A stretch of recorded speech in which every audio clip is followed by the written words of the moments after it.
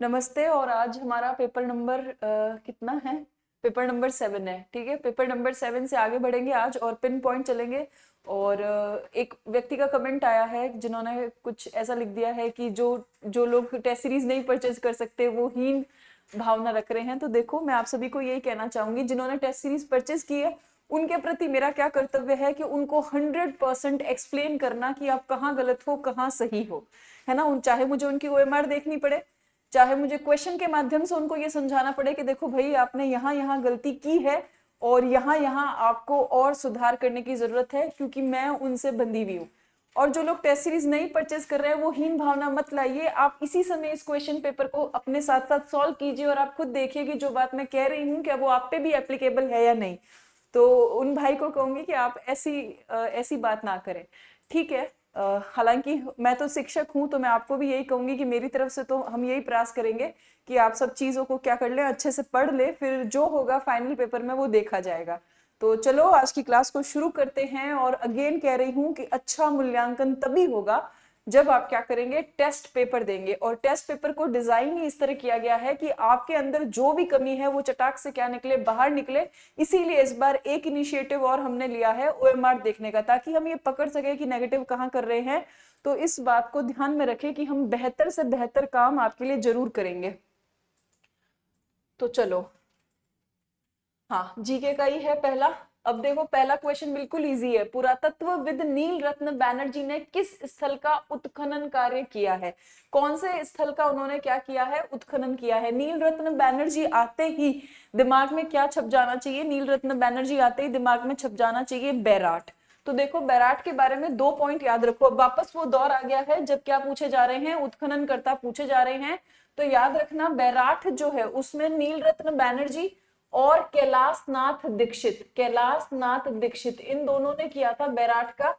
और ये टाइम भी याद रखना कि इन्होंने कब किया था। नील रत्न बैनर्जी एंड उनके दोस्त कैलाश नाथ दीक्षित 1962 और 1963 में ये आते हैं बैराट। और बैराट का क्या करते हैं, एक्सकेवेशन करते हैं, उत्खनन करते हैं। लेकिन 1937 में किसने किया था? तो इस समय किया था दयाराम साहनी ने, जो कि सबको पता है। अब जो है, इस साल एक क्वेश्चन आया था कि निम्नलिखित में से महाभारत कालीन अवशेष जो हैं वो किस सभ्यता से प्राप्त हुए हैं? तो महाभारत कालीन अवशेष जो हैं वो आपके बैराट से प्राप्त हुए हैं। ध्यान रखना, बैराट से प्राग ऐतिहासिक काल, प्री हिस्टोरिक एरा के भी मिले हैं, शैल चित्र मिले हैं, महाभारत कालीन भी मिले हैं, बौद्ध मठ भी मिला है, अशोक के टाइम का, मौर्य काल का भी अवशेष मिला है और मुगल काल के भी अवशेष मिले हैं। तो एक बिगर पिक्चर जो है वो दिमाग में रखो कि बैराट एक ऐसी जगह है जहां से आपको प्राग ऐतिहासिक काल, महाभारत कालीन, बौद्ध मठ के टाइम का और मौर्य टाइम का, अशोक के टाइम का और मुगल काल का, ये पांचों टाइम का अवशेष वहां मिलेगा। इसीलिए बैराट क्या है, इंपॉर्टेंट है। महाभारत कालीन का अभी रिसेंट पूछा था, इसी टाइम 2024-25 के टाइम ही उन्होंने पूछा है आरपीएससी ने। तो नील रत्न बैनर्जी एंड कैलाश नाथ दीक्षित दिमाग में फिक्स करो। 62, 63, 1936, 37 में दयाराम साहनी। ठीक है, चलो अगला क्वेश्चन। आहड़ संस्कृति का लंबी दूरी का व्यापारिक संबंध था, मतलब दूर विदेशों से भी इनका क्या था, व्यापारिक संबंध था। ये बात किस प्राप्ति से ध्वनित होती है? तो ये प्राप्त होती है लैपिस लेजुली से। लैपिस लेजुली यहाँ की नहीं, बाहर की थी। और यही लैपिस लेजुली बताती है कि आहड़ के संपर्क दूर दूर तक फैले थे, व्यापारिक। तो सिंपल सा क्वेश्चन है, ऑप्शन को ऑड देख के भी आप क्या कर सकते हो, सही कर सकते हो। मिट्टी की मुहरें सब जगह मिलेगी, मिट्टी की गाड़ी सब जगह मिलेगी, ताम्र कलाकृतियां भी मिलेगी, लेकिन लैपिस लेजुली स्पेशली मिल रही है, मतलब कहीं ना कहीं से व्यापारिक संबंध है। फिर देखो, कालीबंगा के बारे में सबसे असत्य कथन बताइए। उसका हमें क्या करना है, चयन करना है। कालीबंगा एक सुनियोजित शहर है, बिल्कुल शहरी संस्कृति है। घरों के निर्माण के लिए धूप में बनी ईंटों का प्रयोग किया जाता है, ये भी बिल्कुल करेक्ट है। कालीबंगा में जुताई वाले खेत का प्रमाण मिला है, बिल्कुल दो तरफ से जुताई की हुई है। प्राचीन दृष्टद्वती और सरस्वती नदी घाटी ने कालीबंगा सभ्यता को जन्म दिया है, ये भी सही है। यह सभ्यता राजस्थान के गंगानगर जिले, नहीं, राजस्थान का गंगानगर नहीं है, कौन सा जिला है, हनुमानगढ़ है। ठीक, तो आंसर क्या होगा, फोर्थ होगा, क्योंकि असत्य पूछा ना।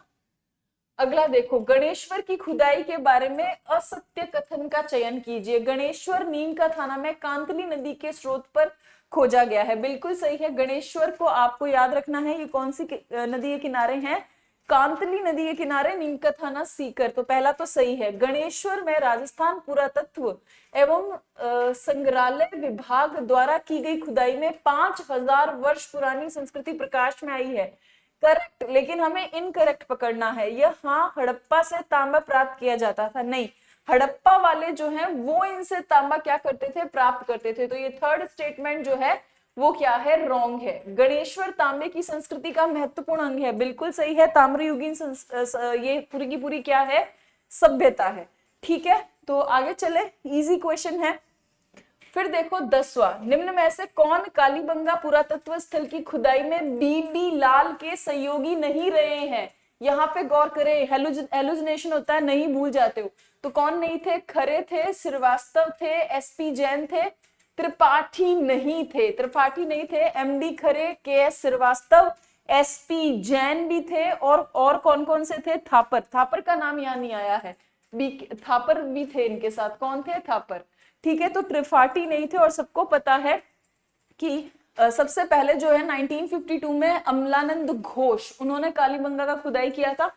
उसके बाद ये बीबी लाल एंड पार्टी, कौन सी पार्टी है? बीबी लाल एंड पार्टी है, ये सब लोग आए थे। तो बीबी लाल एंड पार्टी आए थे 1961 से लेके 1969 के बीच में। इस साल याद रखना, टोटल 9 सत्रों में कालीबंगा का खुदाई हुआ है।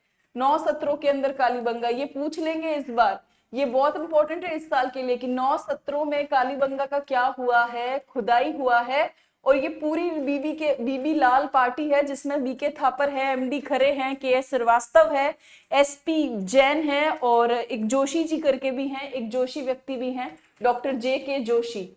तो ये सारे लोग जो हैं वो क्या करते हैं? अच्छे तरीके से खुदाई करते हैं। क्लियर? फिर देखो, फिर से बता देती हूँ, व्याख्याता खोज परीक्षा होनी है। वैसे सर ने इसके लिए एक वीडियो बनाया है, अगर आपको और सटीक जानकारी चाहिए तो चैनल पर वो वीडियो है, उसको देखिए। वैसे उस वीडियो का पिन लिंक जो है मैं आई बटन पे लगवा दूंगी इस वक्त। और आपको ध्यान रखना है कि ये जो व्याख्याता खोज परीक्षा है, ये फर्स्ट और सेकंड दोनों पेपर के लिए होने वाली है। 1 जून इसकी डेट है, और प्रथम पुरस्कार 11,000, द्वितीय पुरस्कार 5100, तृतीय पुरस्कार 2100 है। इसका रजिस्ट्रेशन ऑनलाइन होगा ऐप पे, और जयपुर, बीकानेर, सूरतगढ़, बाड़मेर, सीकर, जोधपुर और नौहर। ठीक, चलो फिर देखो गिल्लूंड और भगवानपुरा। देखो गिल्लूंड का पुराना नाम मेवाड़ में क्या रख रखा था? भगवानपुरा रख रखा था। बाद में इसका नाम चेंज करते हैं गिल्लूंड में।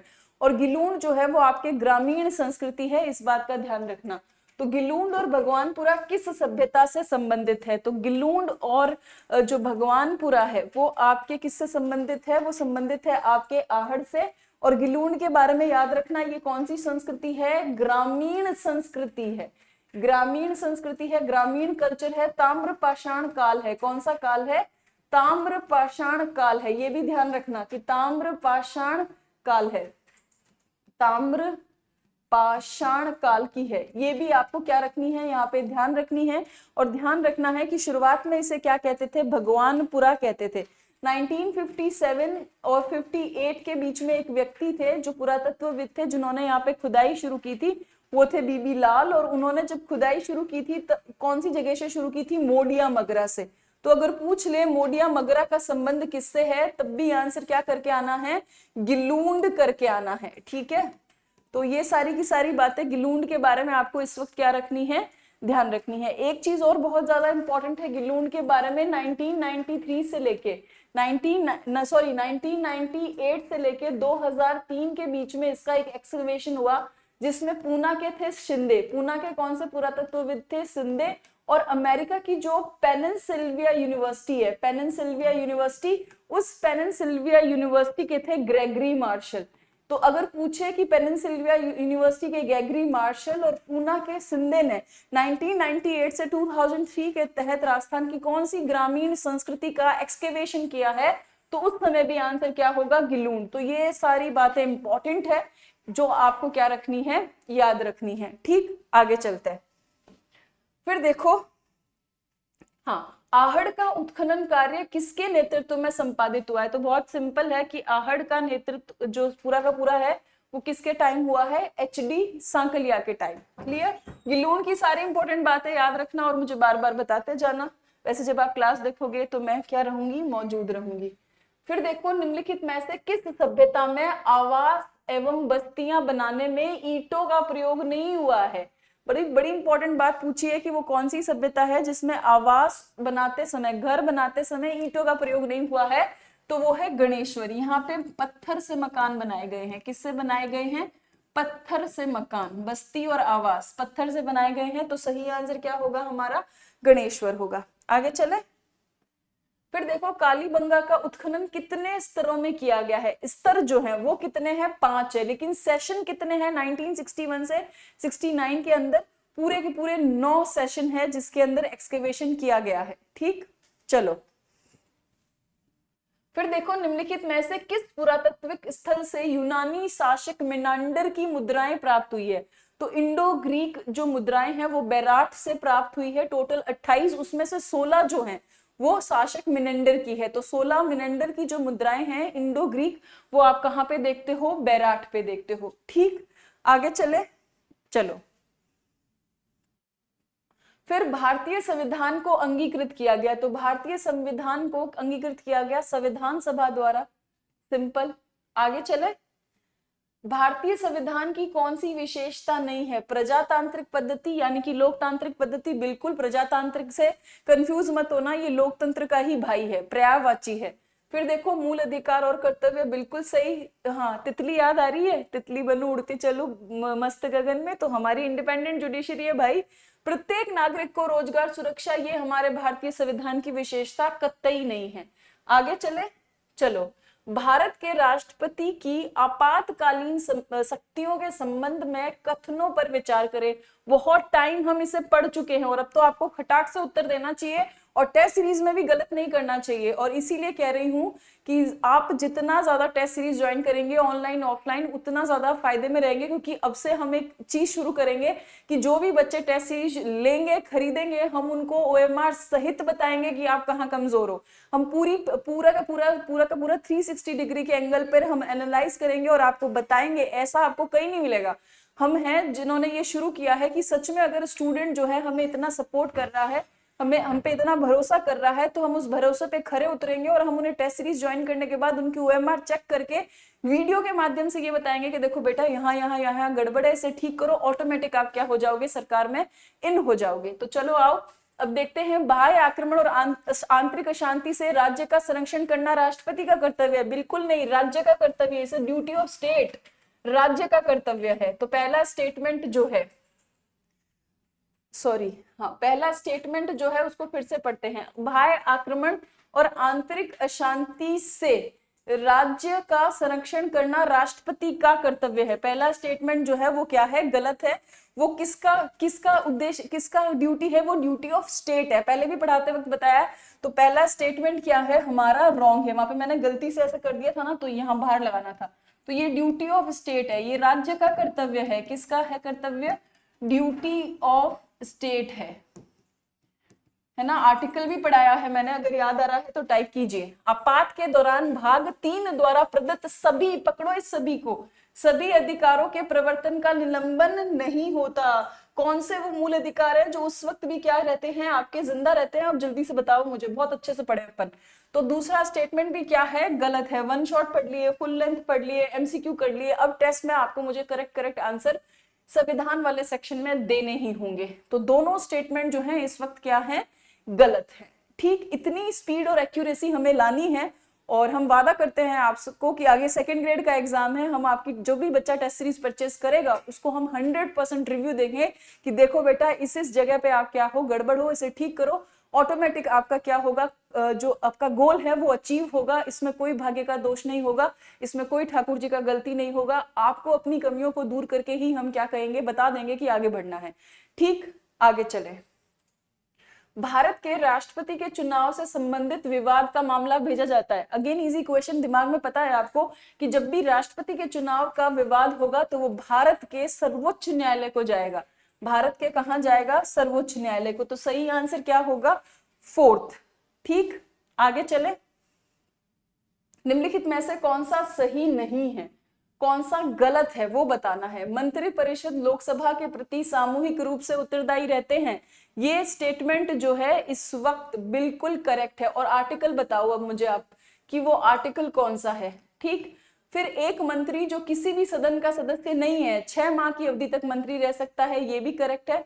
मंत्री राष्ट्रपति के प्रसाद पर्यंत पद पे रहते हैं, बिल्कुल सही है, क्योंकि उनकी नियुक्ति प्रधानमंत्री की सलाह से राष्ट्रपति ही करता है। मंत्रियों का वेतन दूसरी सूची में विनिर्दिष्ट है, यही स्टेटमेंट क्या है, रॉन्ग है। मंत्रियों के लिए वेतन भत्ता अधिनियम कौन बनाती है, संसद बनाती है, अधिनियम भी बताया है, इसलिए फोर्थ जो स्टेटमेंट है वो क्या है, बिल्कुल इनकरेक्ट है। फिर देखो 18वीं लोकसभा चुनाव 2024 में द्रविड़ मुनेत्र कड़गम डीएमके को कितना सीटें प्राप्त हुआ है, तो 22 प्राप्त हुआ है। अब आपको याद रखना है नीतीश कुमार की पार्टी और जो चंद्रबाबू नायडू की पार्टी है, उन दोनों टीडीपी, इन दोनों की शीट्स आपको याद रखनी है और आज आपका होमवर्क है, कमेंट बॉक्स में बतानी है। और अगर अभी याद है तो अभी बताइए, क्योंकि यहाँ से कोलिएशन हुआ है बीजेपी के साथ, तो ये चीजें याद होनी चाहिए। फिर देखो, क्या लोकसभा अध्यक्ष और उपाध्यक्ष अपने पद की अलग से शपथ ग्रहण करते हैं क्या? लोकसभा अध्यक्ष और उपाध्यक्ष बिल्कुल नहीं। कल भी मैंने वीडियो में बताया था, अगर ध्यान से सुना था तो मैंने कहा था कि लोकसभा अध्यक्ष और उपाध्यक्ष जो 93 आर्टिकल में लिखे हुए हैं, वो कभी भी अपनी पोस्ट के तौर पर क्या नहीं लेते, शपथ और प्रतिज्ञा नहीं लेते, वो लोकसभा के सदस्य के तौर पर शपथ और प्रतिज्ञा लेते हैं। तो ये चीज को आपको दिमाग में क्या रखना है, अच्छे से फिक्स करना है। क्लियर? चले आगे। हाँ, भारत में सर्वोच्च न्यायालय के मुख्य न्यायाधीश की नियुक्ति, इजी क्वेश्चन, कौन करेगा मुख्य न्यायाधीश की नियुक्ति? राष्ट्रपति करेगा। आर्टिकल बताना आपकी जिम्मेदारी। आम चुनाव में नोटा का विकल्प की शुरुआत की गई है, तो कब की गई है आम चुनाव में नोटा का विकल्प की शुरुआत? 2014 में। सिंपल क्वेश्चन है, याद रखना है। फिर निम्नलिखित में से कौन से संवैधानिक प्राधिकरण है, मतलब जिनको लेकर संविधान में अनुच्छेद है ना। जब भी ऐसा कंफ्यूजन हो ना कि संवैधानिक या सांविधिक, तो याद रखना सांविधिक मतलब संसद कानून बनाएगी, संवैधानिक मतलब संविधान में अनुच्छेद होगा। तो इनके संविधान में अनुच्छेद है या नहीं, इसको दिमाग में क्या कर ले, पहले अच्छे से सोच ले, तार्किक बने। ठीक, राज्य निर्वाचन आयोग है, मैंने कहा था मास्टर जी के करे है, 243 चुनाव 243 के तहत चुनाव करवावे है। राज्य वित्त आयोग बिल्कुल है, राज्य वित्त आयोग भी है, जिला पंचायत भी है, राज्य निर्वाचन अधिकारी नहीं है, तो 1 2 3। ठीक है, तो 1 2 3 जो है हमारा क्या होगा, करेक्ट आंसर होगा। फिर देखो गोदवाड़ बेसिन। अब गोदवाड़ बेसिन पहले भी बताया था, गोदवाड़ बेसिन या लूणी बेसिन राजस्थान के थार के मरुस्थल का डिवीजन है, उसमें भी जो अर्ध शुष्क वाला हिस्सा है, फिर से डायग्राम बना देती हूँ, अच्छे से देख लो।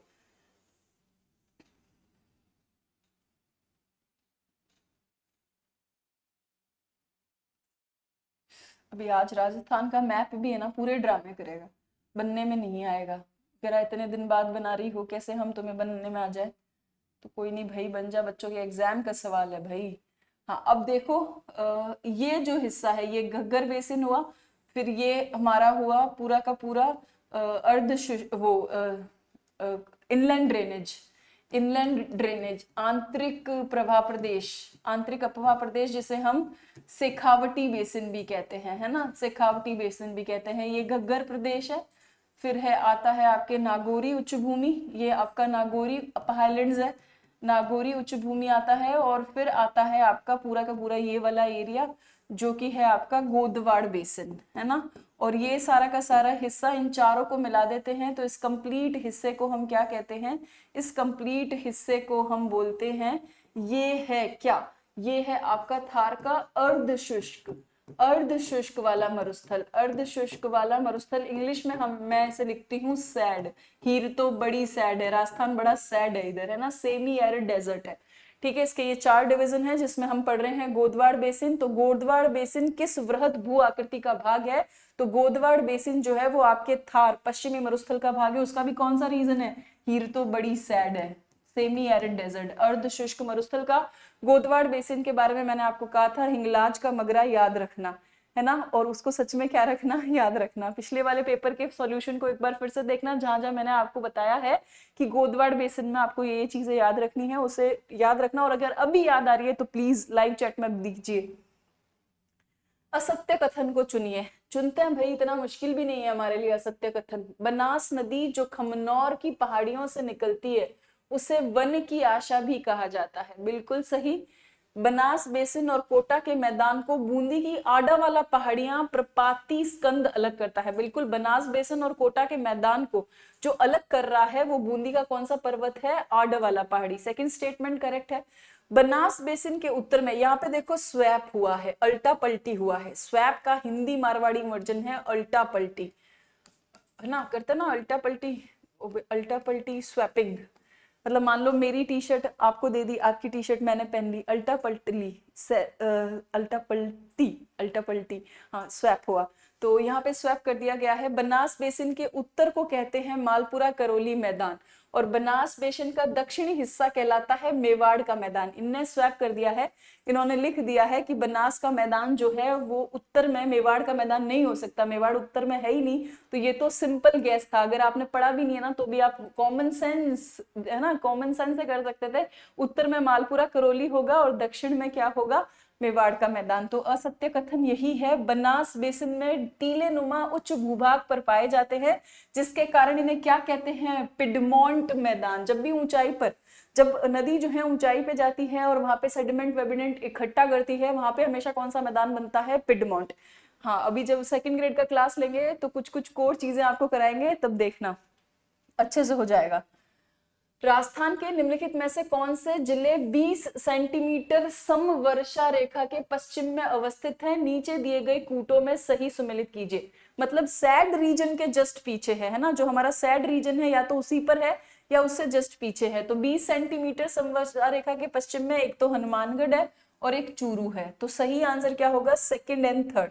तो सही आंसर क्या होगा? 3। ठीक, चलो फिर देखो, निम्नलिखित में से कौन सी नदी उत्तर से, मतलब उत्तर से किधर बहेगी? दक्षिण की ओर बहेगी। वो कौन सी नदी है जो आपकी उत्तर से दक्षिण की ओर बहेगी? चंबल दक्षिण से उत्तर जाती है, बनास भी दक्षिण से उत्तर जाती है, और कौन सा होगा ये? घग्गर। बाबा मगरा द्वीप उदयपुर की किस झील में स्थित है? तो जो बाबा का मगरा है वो है आपका जयसंबंध में। इजी क्वेश्चन है, आगे चलते हैं।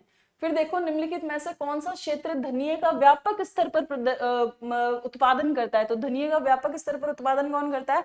हमारा प्यारा कोटा है। कोई कोटा से? ठीक। फिर देखो, निम्न में से किस वर्ष राजस्थान सूक्ष्म लघु और मध्यम उद्यम नीति जो है, एमएसएमई पॉलिसी जो है, वो क्या की गई है? शुरू की गई है। तो देखो ये 2022 और अभी लेटेस्ट और नई जो है वो क्या कर दी है सरकार ने? लॉन्च कर दी है। उसको भी आपको क्या रखना है? ध्यान में रखना है। फिर राजस्थान का निम्न में से कौन सा जिला राज्य का प्लास्टिक केंद्र माना जा रहा है? कि कौन राजस्थान का प्लास्टिक हब है? तो राजस्थान का प्लास्टिक हब पता है कौन है? राजस्थान का प्लास्टिक हब है आपका जयपुर। तो सिंपल याद रखो, प्लास्टिक हब कौन? जयपुर। फिर देखो, कौन से शहर पर गोल्डन ट्रायंगल, गोल्डन ट्रायंगल पे हर बार क्वेश्चन आता है। अभी कभी भी ना कुछ लोग लिख देते हैं प्रीवियस ईयर का क्वेश्चन सॉल्व कराया। तो भाई पेपर में 20 to 25% क्वेश्चन पिछले ईयर से देता है एग्जामिनर, क्योंकि वो आपको हर लेवल पे चेक करेगा। इसलिए हम भी जब पेपर बनाते हैं टेस्ट सीरीज का, तब हम भी जो है जो फॉर्मेट आरपीएससी ने फिक्स किए हैं या जहां फॉर्मेट में वेरिएशन आए हैं उसको देखते हैं। तो गोल्डन ट्रायंगल के अंतर्गत आते हैं, और आप लोग भी इस बात से क्या होगे? मेरी सहमत होगे, आप लोगों की भी इसमें क्या होगी? सहमति होगी। तो कौन से शहर गोल्डन ट्रायंगल के अंतर्गत आते हैं? तो दिल्ली, आगरा और जयपुर, ये गोल्डन ट्रायंगल पे आते हैं। और ये क्वेश्चन कहां से उठाया गया है? हमारे द्वारा पर्यटन वाला जो सेक्शन है उससे। और ये बहुत ज्यादा जो है, सॉरी, दिल्ली, आगरा और जयपुर, हाँ सही है, दिल्ली, आगरा और जयपुर जो है वो आपका क्या है? गोल्डन ट्रायंगल पर है। आगे चले, चलो। निम्नलिखित में से राजस्थान का कौन सा एक रॉक फॉस्फेट, या रॉक फॉस्फेट मैंने कितना आपको पिछले में बताया है, झामर कोटड़ा याद रखना है, डाकन कोटड़ा याद रखना है, नीमच माता याद रखना है। ये सारे के सारे जो हैं ये उदयपुर के क्षेत्र है। इसके अलावा जैसलमेर के अंदर फतेहगढ़ बिरमानिया भी आपको याद रखना है। सीकर में भी कुछ जगह है जहाँ पे ये निकलेगा, जयपुर में भी कुछ जगह है जहाँ ये निकलेगा। तो यहाँ पे जो रॉक फॉस्फेट है वहां पे हम क्या टिक करेंगे? झामर कोटड़ा। और झामर कोटड़ा क्यों इंपॉर्टेंट है? क्योंकि 90 to 92% यहीं से जा रहा है सब कुछ। ठीक, और ये खाद बनाने के काम आता है, इसलिए इंपॉर्टेंट है। 2024 तक भारत की नवीकरणीय ऊर्जा क्षमता में सबसे बड़ा योगदानकर्ता कौन है? ये तो सबसे इजी क्वेश्चन है, वो है सोलर एनर्जी। सोलर एनर्जी में राजस्थान ने गुजरात और तमिलनाडु को पीछे छोड़ दिया है। अडानी हाइब्रिड एनर्जी की सहायक कंपनी ने किस स्थान पर भारत का पहला पवन सौर हाइब्रिड पावर प्लांट स्थापित किया है? तो किस स्थान पर किया है भारत का पहला पवन सौर हाइब्रिड पावर प्लांट? तो ये है आपके जैसलमेर। याद रखना कौन सी जगह है, जैसलमेर है। अब हाइब्रिड मतलब वो दोनों काम करेगा, वो पवन से भी बनाएगा और सौर से भी बनाएगा, और ये भारत का पहला है। और जहां पर भी पहला आ जाए वहां पे एग्जामिनर क्वेश्चन पूछता है, ट्रेंड एनालिसिस करते हैं हम लोग, टेस्ट सीरीज ऐसे ही नहीं बना देते। बीथड़ी पवन ऊर्जा परियोजना राजस्थान के किस जिले में स्थापित की गई है? तो बीथड़ी पवन ऊर्जा परियोजना, अगेन लोकेशन आपको पूछी गई है, तो बीथड़ी पवन ऊर्जा परियोजना है आपके जोधपुर में। ठीक, आगे चले, चलो। गिरल, गिरल थुम्बाली गांव है बाड़मेर का। तो गिरल लिग्नाइट जो ताप शक्ति परियोजना है वो आपके कहाँ चल रही है? थुम्बाली गांव बाड़मेर से। कोयला लिग्नाइट का होता है, उससे बनता है बिजली। फिर देखो 1857, यार 1857 तो ऐसा लगता है चुटकी बजाए राजस्थान की और हो जाए। 1857 के स्वतंत्रता संघर्ष के समय भरतपुर का पॉलिटिकल एजेंट कौन था? मॉरिसन। फिर मॉरिसन इस पे क्या करना है? टिक करना है, सिंपल। आगे चलते हैं। 1857 की अहुआ की क्रांति के बाद ठाकुर कुशाल सिंह को निम्नांकित जागीरदारों में से किसने अपने यहाँ पर शरण दी? तो कोठारिया के रावत कौन थे? जोध सिंह। सिंपल क्वेश्चन, अगेन आप सबको अच्छे से आता है। फिर चलो दिल्ली मारो फिरंगी, ये तो मजेदार एकदम, चलो दिल्ली मारो फिरंगी। तो चलो दिल्ली मारो फिरंगी वाले कौन थे यार? एरिनपुरा छावनी वाले लोग थे, है ना। मतलब कितना अच्छा सेट किया कि चलो दिल्ली मारो फिरंगी, पीछे से एकदम जो शब्द है वो मैच हो रहे हैं। इसको इंग्लिश में एलिट्रेशन कहते हैं, हिंदी में क्या कहते हैं आई डोंट नो। 1857 की क्रांति के समय बड़लू का युद्ध, बड़ी इंपॉर्टेंट और नया क्वेश्चन, कि बड़लू का युद्ध जो है वो किसके बीच में हुआ था? तो मारवाड़ के बीच में हुआ था, मारवाड़ और अशोक के ठाकुर के बीच में हुआ था बड़लू का युद्ध। तो सही आंसर क्या होगा? 57 का 3 होगा। फिर देखो 8 सितंबर 1857 को राजस्थान को किस स्थान पर ठाकुर कुशाल सिंह की सेना ने जोधपुर की राजकीय सेना को पराजित किया था? बहुत बड़ी बात थी ये।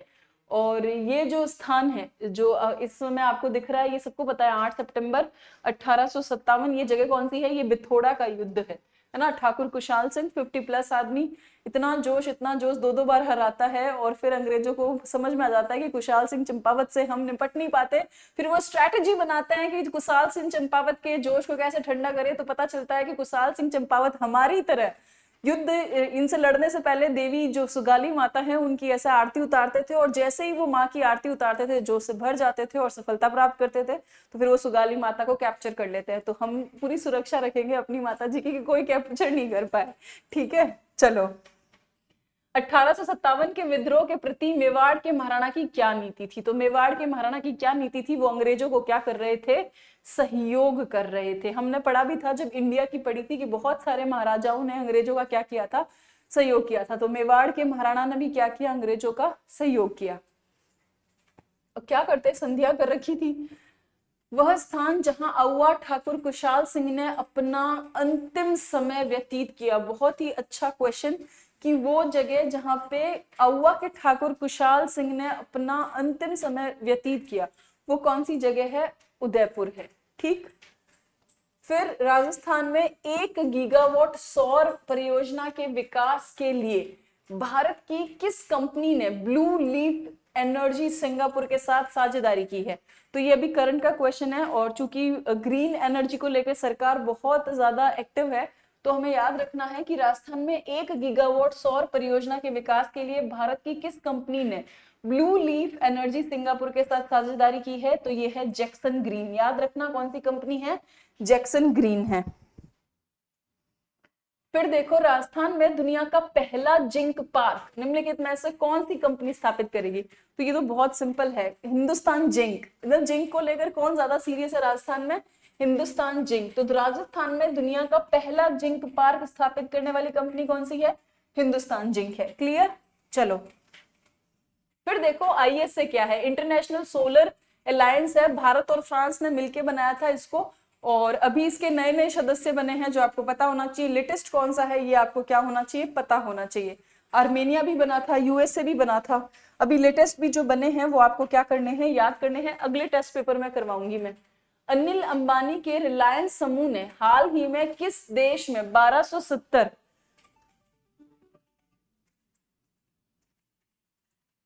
1270 मेगावाट की सौर ऊर्जा परियोजना विकसित करने की घोषणा की है। तो अनिल अंबानी के रिलायंस समूह ने हाल ही में किस देश में 1270, तो ये कौन सा देश है, ये है हमारा पड़ोसी भूटान। भूटान की हम मदद करते हैं, तो यहाँ हमने भूटान में शुरू की है।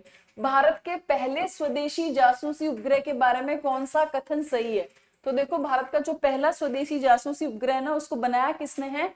टाटा एडवांस सिस्टम लिमिटेड द्वारा। यही कथन इसके बारे में क्या है, बिल्कुल करेक्ट है। बाकी सारे जो हैं वो इनकरेक्ट है। आपको क्या ध्यान रखना है, आपको यही ध्यान रखना है कि स्वदेशी जासूसी उपग्रह जो है वो किसने बनाया है? टाटा एडवांस सिस्टम लिमिटेड ने। फिर देखो, मंगल ग्रह पर 3 नए क्रेटर्स की खोज की है। बिल्कुल, क्योंकि हमारे सिलेबस में अंतरिक्ष लगता है ना, विज्ञान और प्रौद्योगिकी लगता है, तो हमें अंतरिक्ष वाले सेक्शन को क्या करना होगा, पढ़ना पड़ेगा। तो देखो, मंगल ग्रह पर 3 नए क्रेटर्स की खोज के बारे में निम्नलिखित कथनों पर विचार करें। इनमें से कौन सा कथन सही है? मंगल ग्रह के थॉरस ज्वालामुखी क्षेत्र में 3 नए क्रेटर खोजे गए। बिल्कुल, जो थॉरस रीजन था वहीं पे इन्होंने 3 क्रेटर खोजे। लाल क्रेटर का नाम प्रोफेसर देवेंद्र लाल के सम्मान में रखा गया। बिल्कुल सही है, लाल क्रेटर का नाम प्रोफेसर देवेंद्र लाल के सम्मान में रखा गया है। मुरसान क्रेटर का नाम उत्तर प्रदेश के हाथरस जिले के मुरसान कस्बे के नाम पे रखा गया है। बिल्कुल, 3 क्रेटर बने, देखिए उन्होंने, लाल, मुरसान और हिल्सा। लाल का नाम देवेंद्र लाल के सम्मान में, मुरसान क्रेटर जो हाथरस का मुरसान कस्बा है उसके नाम पे, और जो हिल्सा क्रेटर है उसका नाम बिहार नालंदा के हिल्सा कस्बे के नाम पे रखा गया। ये भी बिल्कुल करेक्ट है। तो ए बी सी डी चारों ही ऑप्शन क्या है यहाँ पे, करेक्ट है। क्लियर? चलो फिर देखो, निम्नलिखित कथनों पर विचार करें और सही विकल्प को चुनें।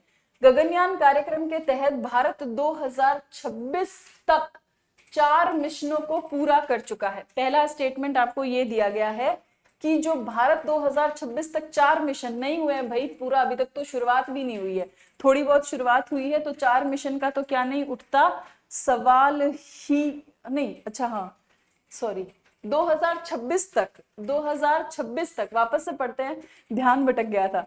हाँ, गगनयान कार्यक्रम के तहत 2026 तक, हाँ, 4 मिशन जो हैं उनको पूरा करने का पूरा क्या किया जा रहा है, कोशिश किया जा रहा है। और इसके मॉड्यूल्स जो हैं वो उन्होंने बनाने क्या कर दिए हैं, शुरू कर दिए हैं।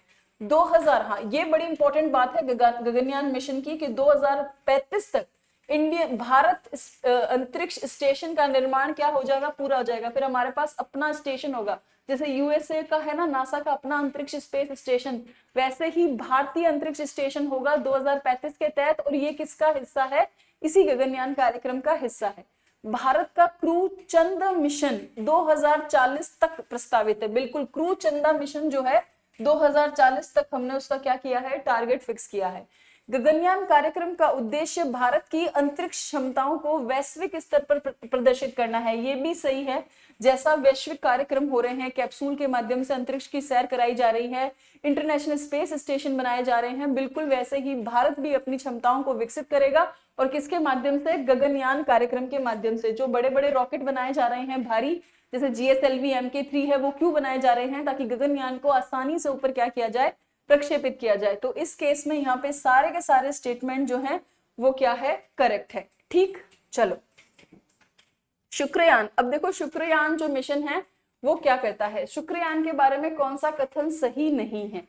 यह मिशन भारत सरकार ने स्वीकृत किया है। बिल्कुल, अब शुक्रयान है यानी कि कौन से ग्रह का अध्ययन है, शुक्र ग्रह का। यह मिशन भारत की अंतरिक्ष अनुसंधान क्षमता को कमजोर करेगा, नहीं करेगा भाई, मजबूत करेगा। क्या करेगा, मजबूत। तो नहीं कथन पूछा है कि कौन सा गलत है, तो यही गलत है। यह मिशन का लॉन्च 2028 में प्रस्तावित है। बिल्कुल, ये कहां प्रस्तावित है, आपके 2028 में।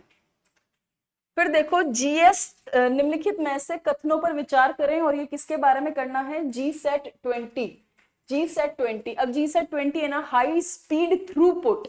मैं क्या कह रही हूं, थ्रूपुट, हाई स्पीड। एक होता है सिर्फ हाई स्पीड और एक होता है हाई स्पीड थ्रूपुट। तो हाई स्पीड थ्रूपुट ब्रॉडबैंड सेवा के लिए, ब्रॉडबैंड सेवा के लिए हमने किसे लॉन्च किया है, GSAT-20 को। तो GSAT-20 उपग्रह को 19 नवंबर 2024 को स्पेस एक्स के फॉल्कन 9 रॉकेट द्वारा लॉन्च किया गया। बिल्कुल करेक्ट, याद रखना 20 और 9, फॉल्कन 9, फॉल्कन का मतलब बाज भी होता है, तो 9 बाज इसको ऊपर लेके गए हैं।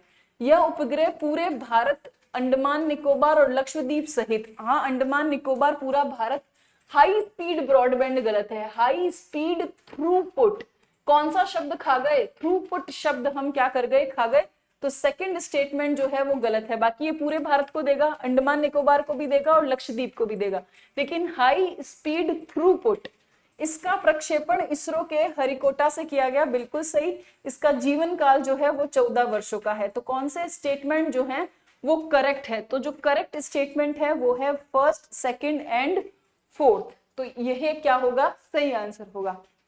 क्लियर? तो चलो अब हम करेंगे थोड़ी देर बाद इंग्लिश के क्वेश्चन सॉल्व। तो यहां तक सब कुछ अच्छा हुआ, अब चलेंगे आगे इंग्लिश में, तब तक के लिए bye.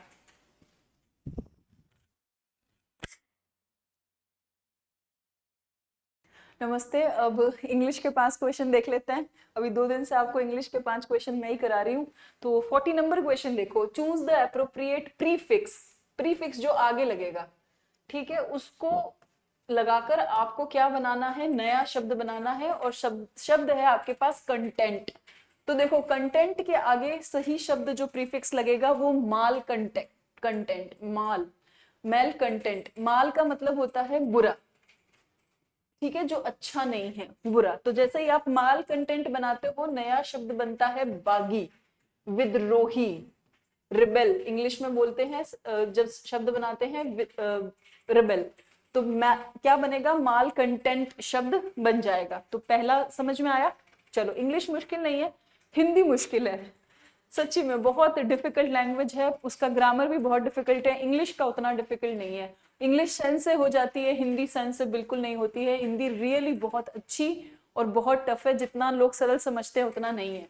Which one of the following can be added to the word credible to form a new word? अब a new word, अगर आप credible के साथ क्या लगाओ कि उसका पूरा का पूरा सीन चेंज हो जाए, शब्द का अर्थ चेंज हो जाए, इनक्रेडिबल। बहुत बार न्यूज़पेपर में या टीवी में ऐड देखा होगा ना, जिसमें अमिताभ बच्चन आते हैं टूरिज्म डिपार्टमेंट की ऑफ से इंडिया के, और आता है इनक्रेडिबल इंडिया, आइए देखिए भारत को, अतुल्य भारत। तो इनक्रेडिबल, जैसे ही इन लगा दोगे आगे, इसका शब्द बदल जाएगा, अर्थ बदल जाएगा, और अर्थ क्या हो जाएगा, अतुल्य।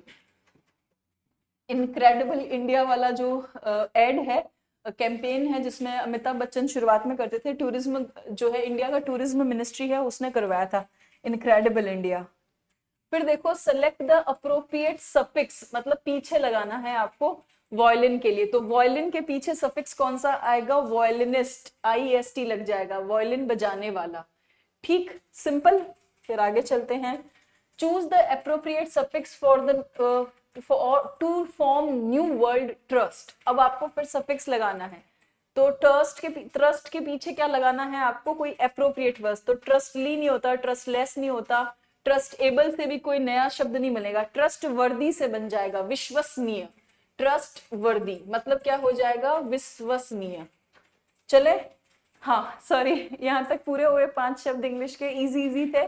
और अब आपको दीपक सर जो हैं वो साइंस, रीजनिंग और मैथ्स पे आएंगे। तो चलो दोस्तों, अगर कई बार मेरी कुछ कड़वी बातें आपको बुरी लग जाती है, जैसे आज मैंने थोड़ा थोड़ा बोल दिया था, वो भैया जो थे जिन्होंने कमेंट मारा था, तो देखो मेरा प्राथमिक उद्देश्य जो है, मेरे टेस्ट सीरीज के जो स्टूडेंट है उनके प्रति भी है, और जो मुझे देख रहे हैं बिना टेस्ट सीरीज लिए उनके प्रति भी है। तो आप जिस वक्त कमेंट करें ना, उस समय आप बिल्कुल, आप खूब गुस्सा दिखाइए, पर मैं एक शिक्षक हूं, और मैं जो है आपके उस गुस्से को शांत करने की पूरी क्या करूंगी, कोशिश करूंगी। और फिर से अगर कोई गलती हो जाए तो मैं इस मामले में बहुत टू द पॉइंट क्लियर हूं कि अगर मुझसे कोई गलती हुई है तो मुझे जरूर क्या कर देना, माफ कर देना। मैं उसे सुधारने की कोशिश करूंगी और आगे आपके लिए और अच्छा करने की कोशिश करूंगी। और जितना भी प्यार और सम्मान आपने मुझे दिया है, उसके लिए मैं सदा आपकी क्या रहूंगी, आभारी रहूंगी। ग्रेटिट्यूड मैं हमेशा आपके लिए फील करूंगी। बाय। अब अच्छे से साइंस, मैथ्स और रीजनिंग का क्लास देखो, क्वेश्चन देखो। तब तक के लिए बाय, अगली क्लास में मिलेंगे।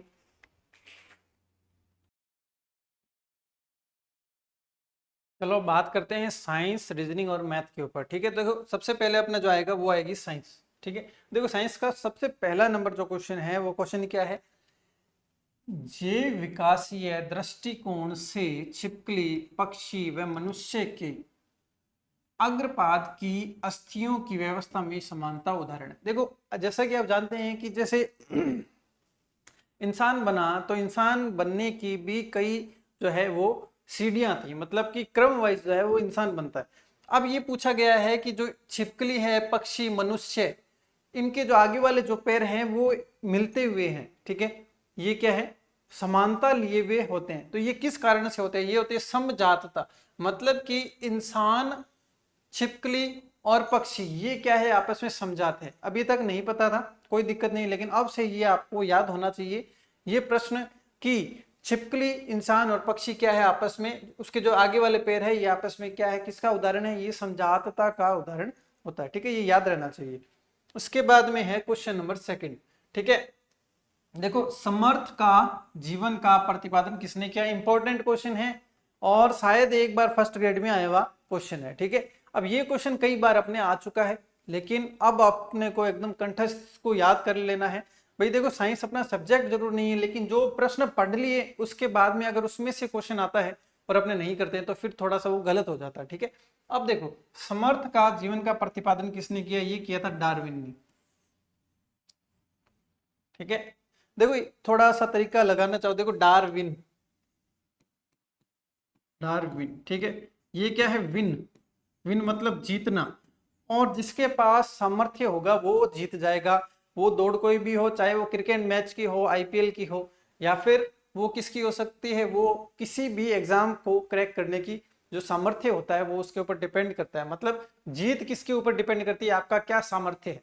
जैसे रॉयल चैलेंजर बेंगलोर है, काफी टाइम से खेल रहे हैं लेकिन बिल्कुल भी सामर्थ्य नहीं है, आज तक नहीं जीत पाए, तो वो क्या है, वो उनके सामर्थ्य में कमी है, इसलिए वो जीत नहीं पाए हैं। ठीक है, अब देखो समर्थ का जीवन क्या है, डार्विन, विन मतलब जीतना किससे संबंधित है, समर्थ इंसान होगा तो वो जीत जाएगा। ठीक है, ओके।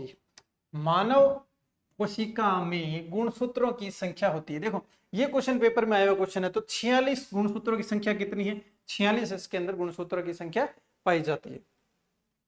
जीन अभियांत्रिकी संबंधित है। ठीक है, देखो जीन अभियांत्रिकी जो होती है, जीन्स के अंदर क्या होता है, वास्तव में जीन जो होते हैं या फिर डीएनए आरएनए जो होते हैं वो होते हैं प्रोटीन होते हैं, वो न्यूक्लिक प्रोटीन या फिर हम कह सकते हैं न्यूक्लिक एसिड होते हैं। ठीक है, तो अब देखो न्यूक्लिक एसिड में परिवर्तन, देखो जीन अभियांत्रिकी किससे संबंधित है, देखो कार्बोहाइड्रेटों से परिवर्तन। देखो कार्बोहाइड्रेट क्या होता है, जो चीजें अपने खाते हैं ना, जैसे चावल हो गया, जैसे रोटी हो गया, अनाज हो गया, ये होते हैं अपने वो कार्बोहाइड्रेट के उदाहरण होते हैं, कार्बोनिक अम्ल। ठीक है, और उसके बाद में न्यूक्लिक अम्ल, तो याद रखना, देखो आपने पढ़ा होगा कक्षा 10 का लेसन नंबर 3 है जिसके अंदर डीएनए और आरएनए के बारे में बताया गया है, डीएनए आरएनए के बारे में बताया गया। और डीएनए आरएनए इनको बोला जाता है, ये न्यूक्लियो एसिड होते हैं, न्यूक्लियो एसिड होते हैं, मतलब अपने शरीर के अंदर भी क्या है, न्यूक्लियो एसिड पाए जाते हैं। ठीक है, तो याद रखना जीन अभियांत्रिकी से संबंधित है न्यूक्लियो एसिड। अभियांत्रिकी क्या होता है, देखो इंजीनियरिंग, मतलब जैसे मान लो कोई ट्रेन है, वो जैसे इंजीनियर मिलकर बनाते हैं, तो उसमें अभियांत्रिकी क्या करते हैं, वो इंजीनियरिंग करते हैं, वो अपनी मैकेनिक्स उसके अंदर लगाते हैं। ठीक है, कुछ ना कुछ जो है उसके साथ में छेड़छाड़ करते हैं। तो वैसे ही जीन अभियांत्रिकी, जीन की इंजीनियरिंग, अब देखो जीन को देख रहे हैं दैट इज ओके, लेकिन उसके अंदर कुछ ना कुछ चेंजिंग की जा रही है, उसके अंदर जो क्या की जा रही है, उनके साथ में छेड़छाड़ की जा रही है, मतलब उसके अंदर कुछ पॉजिटिव छेड़छाड़ की जा रही है जिसके फलस्वरूप कुछ अच्छी खोज की जा सके। तो छेड़छाड़ किसमें, न्यूक्लिक एसिड के अंदर, जीन मतलब न्यूक्लिक एसिड से अपने को इसको कनेक्ट करना है, अभियांत्रिकी मतलब इंजीनियरिंग होता है। ठीक है, अब देखो ये वाला जो आपको मैं कई बार बता चुका हूं कि एक स्कूल व्याख्याता भर्ती परीक्षा, स्कूल व्याख्याता प्रतिभा खोज परीक्षा जो है, ये जो है वो एनडीसी क्लासेस द्वारा कंडक्ट करवाई जा रही है, जिसके अंदर 11,000, 5100 और 2100 तीन प्राइज जो है वो इसके अंदर रखे गए हैं। और इनके सेंटर देखो जयपुर है, बीकानेर है, सूरतगढ़ है, बाड़मेर है, जोधपुर है और नौहर है। ठीक है, सीकर के ऊपर थोड़ा सा सोच विचार चल रहा है। तो फिलहाल एक बार ऐसा समझे कि जो अपने सेंटर हैं वो ये जो 6 सेंटर है ये अपने सेंटर है। ठीक है, और इसके अंदर आपको रजिस्ट्रेशन करना पड़ेगा, एनडीसी क्लासेज का ऐप इंस्टॉल करना, उसके अंदर आपको एक जो है टेस्ट से संबंधित कोई ना कोई आपको लिंक मिलेगा, उसके ऊपर क्लिक करके आपको 99 रुपीज का उसके अंदर जो है वो पेमेंट करना है। ठीक है, जबरदस्त बिल्कुल अपने को तैयारी करनी है और इन प्राइज के ऊपर आपको जाना है। साथ ही साथ में 4 से 10 स्थान तक वालों को क्या मिलेगा, इनको भी कुछ ना कुछ नगद प्राइज मिलेगा। उसके अलावा 11 से 20 रैंक वालों को कोई बुक टाइप से कोई ना कोई जो है वो गिफ्ट दिया जाएगा। ठीक है, अब देखो निम्नलिखित में से कौन सी मानव बीमारी वंशानुगति द्वारा नियंत्रित होती है, मतलब जो वंशानुगति वाली होती है। देखो गोनोरिया, गोनेरिया क्या है, ये जो है वो जन्म से संबंधित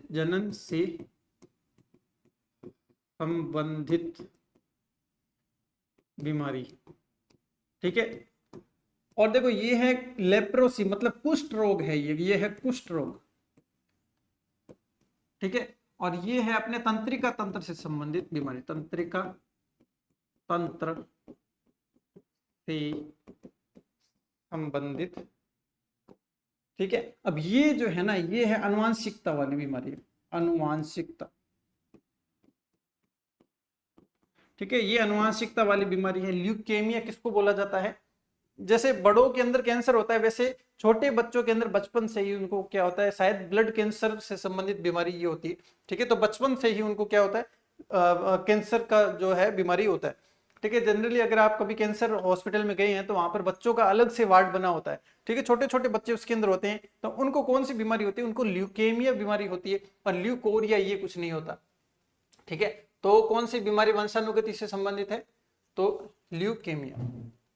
ठीक है, उसके बाद में देखो अपने मैथ्स जो है वो स्टार्ट हो चुकी है। ठीक है, देखो अपने तो मेन खिलाड़ी है ना वो मैथ्स के ही हैं, सबसे इजी सब्जेक्ट है, बस एक बार दिमाग में सोचने की देरी है कि इजी है, मतलब मान लो तो वो इजी हो जाएगा। अब देखो बहुपद है, अपने को छांटना है निम्नलिखित व्यंजकों में कौन कौन बहुपद है, बहुपद बताना है। अब बहुपद या फिर पॉलिनोमियल किसको बोला जाता है, सबसे पहले तो ये देखो पावर जो है वो भिन्नात्मक नहीं होनी चाहिए, भिन्न के अंदर नहीं होनी चाहिए, 5/7 है ये। ठीक है, भिन्न के रूप में नहीं होनी चाहिए, पावर नेगेटिव भी नहीं होनी चाहिए, -1 -2 -3 इस तरीके की पावर नहीं होनी चाहिए। ठीक है, अब देखो x² है और यहां पर ये कितनी है पावर, x की पावर यहां पर 1 और यहां पर हाफ, तो x की पावर 3/2 होगी। देखो इसकी पावर कितनी है, 1 है, इसकी पावर रूट का मतलब पावर हाफ होती है। ठीक है, तो देखो x की पावर 1 और x की पावर 1/2, जब दोनों जुड़ेंगी तो x की पावर कितनी हो जाएगी, 3/2।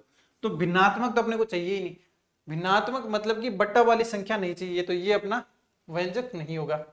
उसके बाद में देखो ये ठीक है, ये ठीक है, लेकिन देखो बट्टा के अंदर 6/x मतलब 6 × x की पावर -1। ठीक है, तो ये भी अपने को नहीं लेना है क्योंकि पावर माइनस में है, माइनस में पावर जो है अपने को नहीं चलेगी। ठीक है, उसके बाद में देखो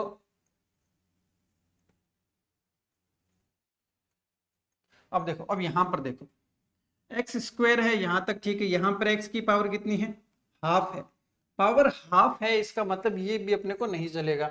अब देखो ये 3 × x की पावर 7, ठीक है, ये चल जाएगा, ना तो ये नेगेटिव है, ठीक है, ना ही ये भिन्नात्मक है, तो ये अपने को चल जाएगा, तो ओनली सेकंड। ठीक है, ये ऑप्शन जो हो जाएगा ये अपना बिल्कुल सही ऑप्शन हो जाएगा। तो ये पेपर में प्रश्न पूछे जाते हैं कि निम्न में से कौन सा बहुपद है या कौन सा बहुपद नहीं है। तो ऐसी कंडीशन में केवल अपने को इतना ही देखना होता है कि क्या कहीं पर रूट आ रहा है, अगर रूट आ रहा है तो वो नहीं होगा, क्या कहीं पर x जो है इस तरीके से बटा में आ रहा है तो फिर ये भी नहीं होगा, तो ये 1 हो जाएगा। पर अपने को परिभाषा ध्यान में रखनी है कि पावर भिन्नात्मक नहीं होनी चाहिए, पावर नेगेटिव नहीं होनी चाहिए, ऋणात्मक नहीं होनी चाहिए। ठीक है, तो ऑप्शन सेकंड। उसके बाद में देखो शून्यों की संख्या, बहुपद x - 2 + 4 के लिए शून्यों की संख्या। देखो ये टाइप का क्वेश्चन मैं पहले आपको करवा चुका हूं, ठीक है, इस टाइप का क्वेश्चन मैं आपको पहले करवा चुका हूं। मैंने बताया था कि शून्यांक मतलब कि वो उसका रूट जो है वो पूछ रहा है। जैसे x माइनस 2 इक्वल टू 0, ठीक है, x square plus 2x plus 1 equal to 0, x cube plus 3x square plus 3x plus 1, ठीक है, इक्वल टू 0। अब कितने शून्यांक होंगे या फिर कितने उसके रूट होंगे, कितने उसके मूल होंगे, इन सभी का एक ही जवाब है, जितनी पावर है उतने ही उसके शून्यांक होंगे। ठीक है, जैसे इसके अंदर x की पावर कितनी है, 1 है, 1 रूट होगा इसका। x की पावर 2 है, 2 रूट होंगे इसकी। x की पावर 3 है, इसके 3 रूट निकलेंगे या फिर 3 मूल निकलेंगे। अब मूल या फिर रूट का मतलब ये होता है कि वो वैल्यू जो रखने पर समीकरण का मान 0 हो जाए। मतलब यहां पर एक वैल्यू निकाली जा सकती है, देखो x इक्वल टू 2, तो ये 2 के ऊपर इसके अलावा कोई वैल्यू नहीं आएगी। तो एक वैल्यू ऐसी आ सकती है जहां पर वैल्यू क्या हो जाएगी, वो उसका शून्यांक हो जाएगा। यहां पर 2 वैल्यू निकल सकती है तो 2 शून्यांक, 3 वैल्यू निकल सकती है तो 3 शून्यांक। अब यहां पर देखो x माइनस 2 की पावर 2 है, इसका मतलब 2 शून्यांक, क्योंकि पावर कितनी है, 2 है। ठीक है, अब देखो a के किस मान के लिए 4x cube minus ax square plus 2x minus 1 और 3x क्यूब, ठीक है, ये जो इक्वेशन है को किससे भाग देते हैं, x माइनस 1 द्वारा भाग दिया जाता है। तो समान शेषफल मतलब ये बताया है कि इसको और इसको, दो समीकरणों को x माइनस 1 द्वारा डिवाइड किया जाता है, भाग दिया जाता है। ठीक है, तो जब भाग देंगे तो शेषफल बराबर बचता है। देखो भाग देना चाहो तो भाग दे सकते हो, बहुत लंबा पड़ जाएगा, तरीका बताता हूं। x माइनस 1 द्वारा भाग देना है, देखो x माइनस 1 द्वारा भाग देना है तो x इक्वल टू 1, मतलब अगर समीकरण के अंदर x इक्वल टू 1 रख दें तो भी अपने पास में जो भाग देने के बाद में आएगा वही अपने पास में आएगा। मतलब अगर आपको दे दिया जाए कि x माइनस 1 द्वारा भाग लगाओ और कितना शेषफल, मतलब मैंने आपको जब क्लास ली थी तब बताया था कि अगर आपको शेषफल पूछा जाता है तो इस तरीके से जिस संख्या से भाग लगाना दिया जाता है उसके इक्वल टू में 0 रखो, तो x इक्वल टू 1। अब ये 1 जो है ये दोनों के अंदर रख दो, तो देखो 4 इंटू 1 की पावर 3, क्योंकि x क्यूब है तो 1 की पावर x की जगह 1 रख दिया, माइनस a और 1 की पावर 2 प्लस 2 और 1 माइनस 1। अब इसमें बोला जा रहा है कि इसमें जितना शेषफल बचता है ना, जितना शेषफल बचता है उतना ही वो इसके शेषफल के बराबर है, बराबर है तो फिर बराबर रख दो। ठीक है, तो इक्वल टू में देखो 3x की पावर 3 प्लस 7x की पावर स्क्वायर माइनस 8x, ठीक है, और प्लस a, तो ये लो यहां पर प्लस a। ठीक है, दिखाई दे रहा है। चलो थोड़ा सा उधर इसको खिसका देते हैं।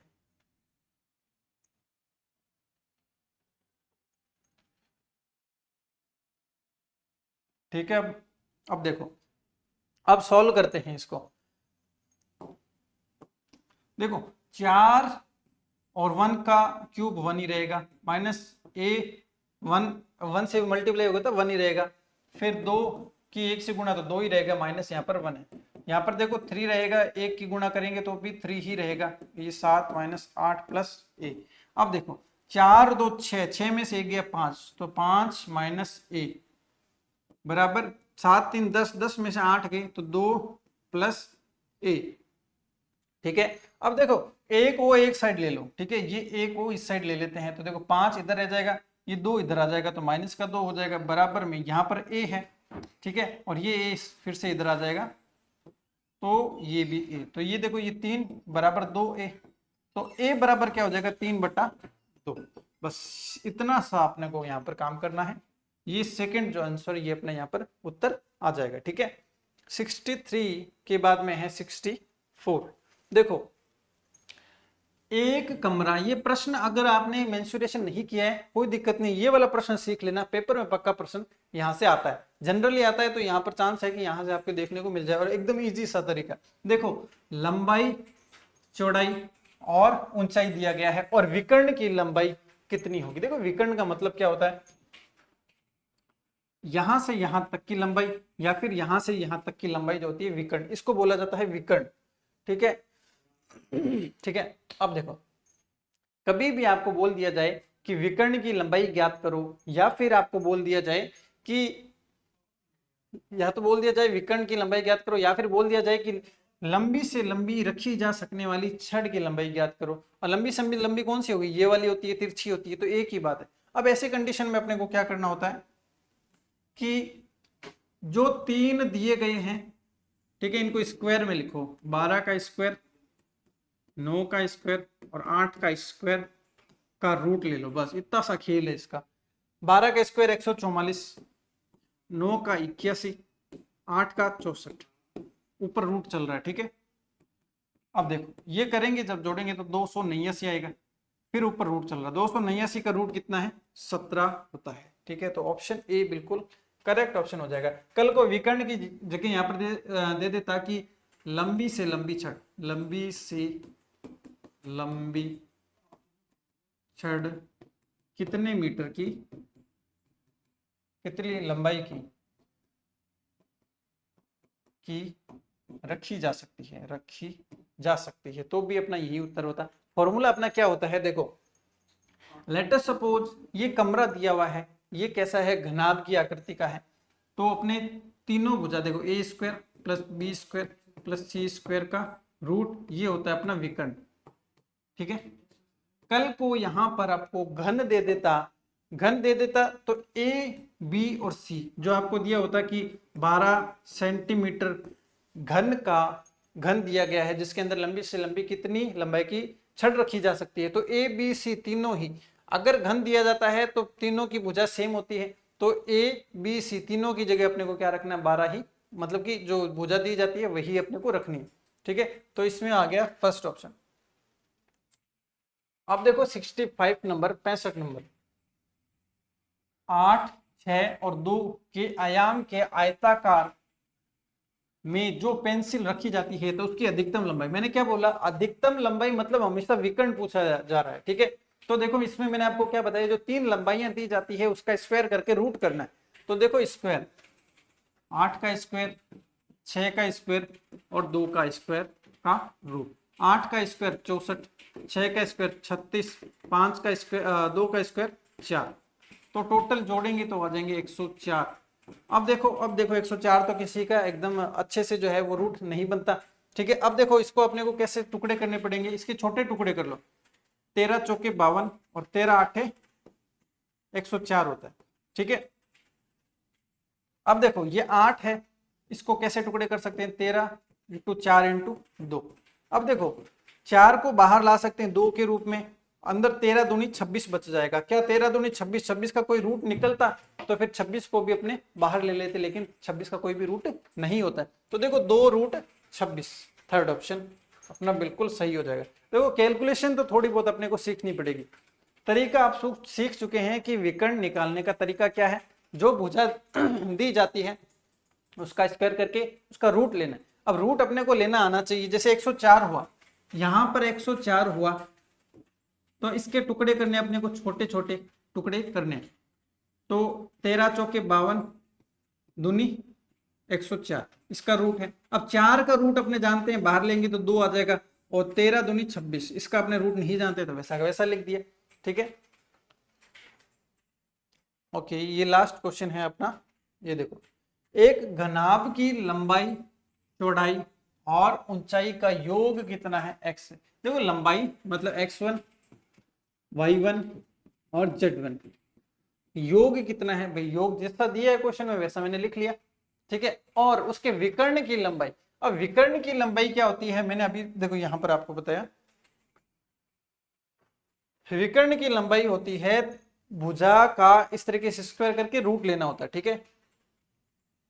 तो इसकी भुजाएं अपने ने क्या ली है, ये वाली ली है, ठीक है। तो ये देखो x1 का स्क्वायर प्लस y1 का स्क्वायर प्लस z1 का स्क्वायर बराबर में विकर्ण कितना दिया है, y सेंटीमीटर दिया है, ये लो y सेंटीमीटर मैंने लिख दिया, ठीक है। अब क्या करते हैं, हम इसका स्क्वायर करते हैं। देखो अपने को क्या निकालना है, इसका पूर्ण पृष्ठीय क्षेत्रफल, और पृष्ठीय क्षेत्रफल का फॉर्मूला याद होना चाहिए, 2 इंटू लंबाई गुणा चौड़ाई प्लस चौड़ाई गुणा ऊंचाई प्लस ऊंचाई गुणा लंबाई, ये अपना फॉर्मूला होता है। मतलब कि एल बी 2 × LB, और HL, ये इसका फॉर्मूला होता है पूर्ण पृष्ठीय क्षेत्रफल। अब देखो इसमें अपने को थोड़ा सा नॉलेज होना चाहिए, थोड़ा सा हल्का सा हार्ड क्वेश्चन है ये। देखो अपने को ये कैसे मिल सकता है, 2 × लंबाई प्लस चौड़ाई, चौड़ाई × ऊंचाई, ये अपने को कैसे मिल सकता है? अगर मैं इसका स्क्वायर कर दूं ना, अगर इसका मैं स्क्वायर कर दूं तो ये चीज अपने को मिल जाएगी। तो स्क्वायर करेंगे तो x का स्क्वायर, y का स्क्वायर और z का square plus 2x x1 y1 y1 z1 plus x1 z1, ठीक है, इक्वल टू में स्क्वायर किया तो इक्वल टू में x स्क्वायर आ जाएगा। ठीक है, यहां पर अपना क्या आ जाएगा, x स्क्वायर आ जाएगा। अब उसके बाद में देखो, अब देखो अगर इसका मैं स्क्वायर कर दूं तो अपने आ जाएगा x1 का स्क्वायर प्लस y1 का स्क्वायर प्लस z1 का स्क्वायर बराबर में यहाँ पर y स्क्वायर आ जाएगा। अब ये पूरी की पूरी वैल्यू, ये देखो ये वैल्यू मैं यहाँ पर क्या रख दूं, y स्क्वायर रख दूं, ये रख दिया y स्क्वायर प्लस 2, और ये क्या है, पूरा पृष्ठीय क्षेत्रफल है। ठीक है, तो इसकी जगह हम लिख देते हैं जो अपने को ज्ञात करना है, मतलब पृष्ठीय क्षेत्रफल, पृष्ठीय क्षेत्रफल बराबर कितना है, एक्स स्क्वायर है।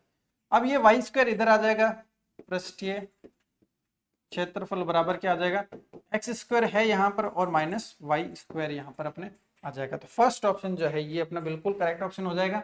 ये क्वेश्चन करने के लिए थोड़ा सा आपको परफेक्ट होना जरूरी है, अगर नहीं समझ में आया तो भी कोई दिक्कत वाली बात नहीं। ये थोड़ा सा लेंथी भी क्वेश्चन है और इतने हार्ड क्वेश्चन जो है जनरली पेपर में नहीं पूछे जाते हैं। ठीक है, तो ये अपना मैथ का जो है, साइंस का और रीजनिंग का जो है ये पार्ट यहाँ पर अपना फिनिश होता है। अब अजय सर आएंगे और साइकोलॉजी और मैनेजमेंट आपको करवाएंगे।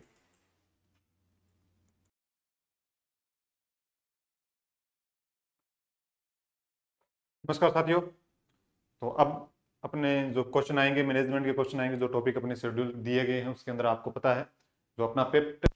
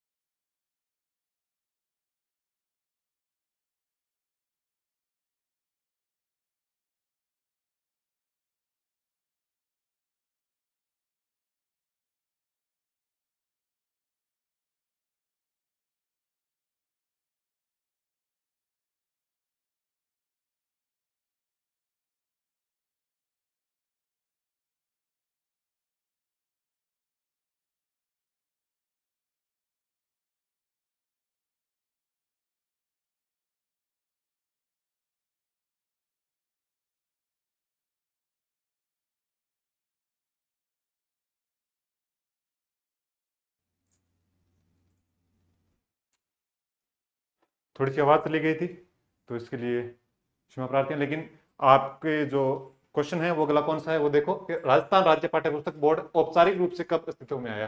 तो सबसे पहले बात की जा रही है आपकी RSTB की। इसकी फुल फॉर्म पूछा जाए तो आपको पता होना चाहिए कि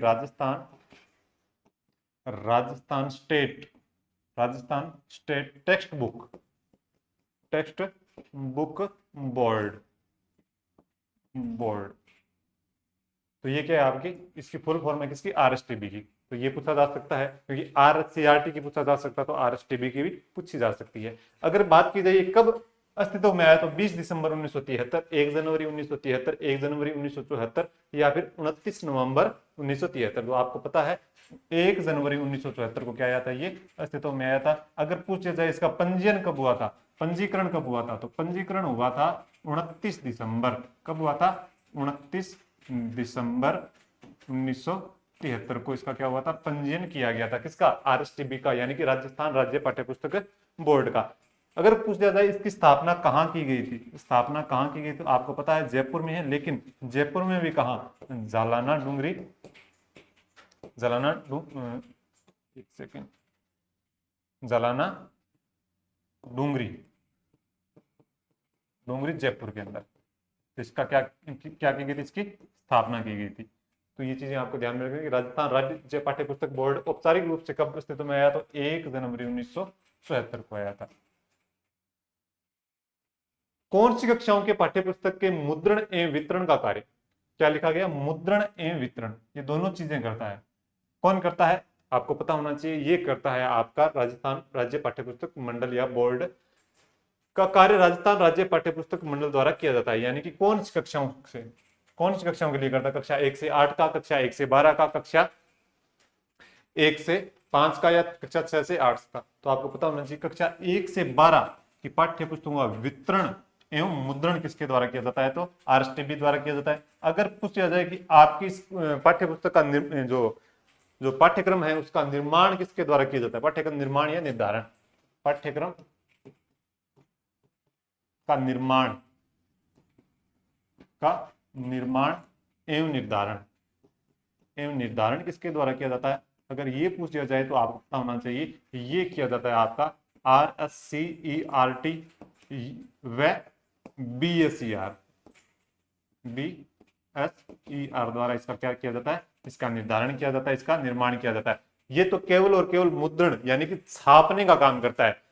क्या करता है, किताबें छापने का काम करता है और उनको वितरित करने का काम करता है। वितरित कहां पर काम करता है, जो इनके नोडल केंद्र होते हैं, जो राजकीय नोडल केंद्र होते हैं, उनको वितरित करने का काम कौन करता है, आपका ये राजस्थान राज्य पाठ्य पुस्तक मंडल करता है।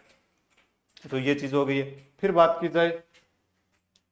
फिर बात करते हैं कि राजस्थान राज्य पाठ्य पुस्तक मंडल किस कक्षा स्तर की पाठ्य पुस्तकों का मुद्रण एवं वितरण करता है। बात वही घूम फिर कर वही आती है कि किस कक्षा स्तर की करता है, तो 1 से 12 की करता है। अगर बात की जाए कि ये मुद्रण एवं वितरण का कार्य तो करता है, ये किस सिद्धांत पर कार्य करता है, इसका सिद्धांत कौन सा है, किस सिद्धांत पर कार्य करता है ये, तो ये इसका सिद्धांत है no profit no loss. No profit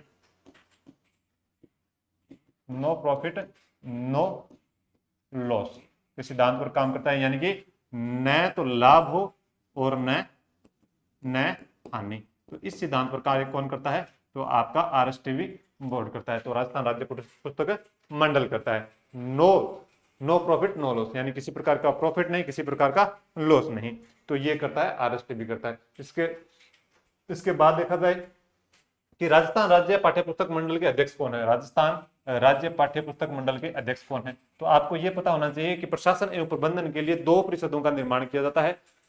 2 परिषदों का निर्माण किया जाता है, लेकिन उसके अध्यक्ष कौन होते हैं। अध्यक्ष की बात की जाए तो 2, सबसे पहले आपको पता होना चाहिए 2 हैं आपके परिषद, या 2 परिषद कौन से हैं, एक तो शासी परिषद और एक है आपका निष्पादन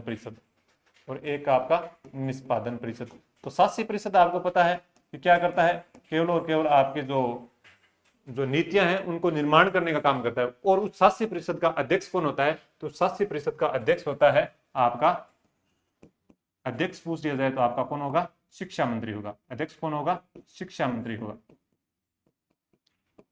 अगर पूछ दिया जाए उपाध्यक्ष कौन होगा, अध्यक्ष तो आपका कौन होगा, शिक्षा मंत्री होगा। अगर पूछ दिया जाए कि उपाध्यक्ष कौन होगा, उपाध्यक्ष पूछ दिया जाए तो ये आपका होगा शिक्षा सचिव होगा। शिक्षा सचिव कौन सा, स्कूल शिक्षा विभाग का शिक्षा सचिव होगा। अगर पूछा जाए कुल सदस्य कितने होते हैं इसके अंदर, इस शासी परिषद के अंदर कुल सदस्य कितने होते हैं, तो कुल सदस्य होते हैं आपके 12। इसमें से अगर पूछा जाए तो पदेन कितने होते हैं, पदेन सदस्य होते हैं इसमें 9। और मनोनीत पूछ दिया जाए, मनोनीत सदस्य इसके कितने होते हैं, तो मनोनीत सदस्य होते हैं इसके 3 होते हैं। अगर इसी निष्पादन परिषद के पूछ दिया जाए इसका सभापति कौन होता है, तो सभापति होता है आपका, सभापति कौन होगा, सभापति होगा आपका शिक्षा सचिव होगा। सभापति कौन होगा, शिक्षा सचिव होगा। शिक्षा सचिव क्या होगा, इसका सभापति होगा। और यह निष्पादन क्या करेगा, कार्यों को पूरा करने का काम करेगा। शासी परिषद केवल उनकी नीतियों का निर्माण करती है, और उन नीतियों के निर्माण के बाद नीतियों का क्रियान्वयन कौन करता है, तो वो आपका करेगा निष्पादन परिषद द्वारा किया जाएगा। अगर पूछ दिया जाए कौन होता है, अध्यक्ष कौन होता है, तो अध्यक्ष केवल एक होता है, अध्यक्ष होता है वो आपका शिक्षा मंत्री होता है राजस्थान सरकार का। फिर आता है राजस्थान राज्य पाठ्य पुस्तक मंडल एक संस्था के रूप में पंजीकरण कब हुआ। एक संस्था के रूप में पंजीकरण कब हुआ, तो वो आपको पता होना चाहिए। अभी बताया था मैंने 29 दिसंबर 1973 को हुआ था। 29 दिसंबर 1973 को हुआ था। कौन से एक्ट के तहत हुआ था, तो ये हुआ था सोसाइटी एक्ट 1958 के तहत किया गया था। तो ये वही चीज आगे घूम फिर कर, इसकी स्थापना कहाँ की गई थी तो पूछा जाए तो जयपुर में जलाना डूंगरी के अंदर इसकी स्थापना की गई थी। तो औपचारिक रूप से कब अस्तित्व में आया तो 1 जनवरी 1974 को आया था। ये चीज भी हो गई थी अपनी, 1974 को आया था, ये चीजें हो गई अपनी। फिर बात करते हैं स्कूल व्याख्याता प्रतिभा खोज परीक्षा की। स्कूल व्याख्याता प्रतिभा खोज परीक्षा की बात की जाए आपके सामने तो आपको पता होना चाहिए कि प्रथम पुरस्कार, द्वितीय पुरस्कार, तृतीय पुरस्कार, ये 3 पुरस्कार आपको वितरित किए जाएंगे। अगर प्रथम स्थान हासिल करने पर आपको 11,000, द्वितीय स्थान हासिल करने पर 5100 और तृतीय स्थान हासिल करने पर आपको 2100 रुपए दिए जाएंगे। परीक्षा कब है आपकी तो 1 जून को है। और कहाँ पे आपको रजिस्ट्रेशन करना है तो एनडीसी क्लासेस का अपना जो ऐप है उसके पर जाना है, आपको रजिस्ट्रेशन करना है। और अभी रजिस्ट्रेशन चल रहे हैं। कौन कौन से शहरों के अंदर होने वाली है तो आपको ये दिया गया है, पूरा का पूरा दिया गया है। इसके अंदर आपके दोनों पेपर होंगे, केवल एक पेपर नहीं होंगे, दोनों पेपर होंगे। दोनों पेपर कौन कौन से, आपका जीए एंड जीएस या general awareness and general studies जो प्रथम पेपर होता है आपका। तो दूसरा पेपर आपका कौन सा होगा, दूसरा पेपर होता है आपका हिंदी का, वो होगा जिसके अंदर पहले पेपर में आपके 75 क्वेश्चन, दूसरे पेपर में आपके 150 क्वेश्चन पूरे होंगे और उन्हीं के अनुरूप आपकी मेरिट तय की जाएगी। कोई दिक्कत समस्या हो तो कमेंट बॉक्स के अंदर बता देना, इससे संबंधित स्कूल व्याख्याता प्रतिभा खोज परीक्षा के बारे में। आगे चलते हैं अपने, आगे है state initiative for quality education कार्यक्रम। State initiative for quality education, तो आपको ये पता होना चाहिए कि इसका अर्थ क्या है। State initiative for quality education, गुणवत्तापूर्ण शिक्षा के लिए राज्य की पहल। इसका अर्थ निकल कर क्या आता है, गुणवत्तापूर्ण शिक्षा के लिए राज्य की पहल। तो ये इसका क्या निकल कर आता है, अर्थ निकल के आता है। और इस कार्यक्रम का प्रारंभ कब किया गया था, अगर ये पूछ दिया जाए तो कब किया गया था तो इसका कार्यक्रम का प्रारंभ किया गया था 2015-16 के अंदर। अगर पूछ दिया जाए कि इसका आदर्श वाक्य क्या है, साइक बोलते हैं इसको, ठीक है, SIQE साइक। तो इसका आदर्श वाक्य क्या है, आदर्श वाक्य पूछ दिया जाए तो आदर्श वाक्य है इसका कि सभी बच्चे सीख सकते हैं, सभी बच्चे सीख सकते हैं और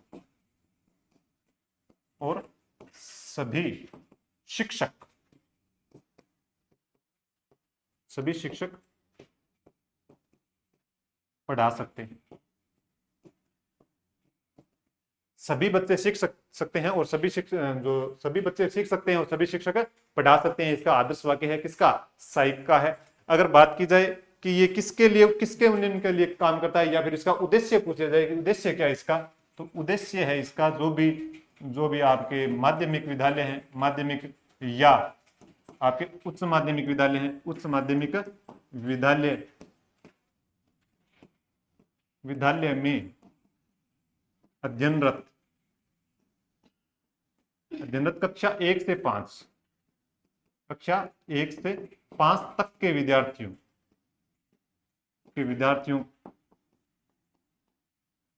का शैक्षिक उन्नयन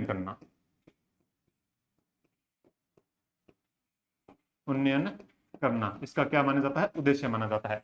किसका माना जाता है, माध्यमिक व उच्च माध्यमिक विद्यालयों के अंदर जो बच्चे हैं कक्षा 1 से 5 के, माध्यमिक एवं उच्च माध्यमिक जो विद्यालय हैं उनमें जो कक्षा 1 से लेकर 5 तक जो बच्चे हैं उनके लिए क्या करना है, उनके लिए आपका शैक्षिक उन्नयन करना है उन बच्चों का।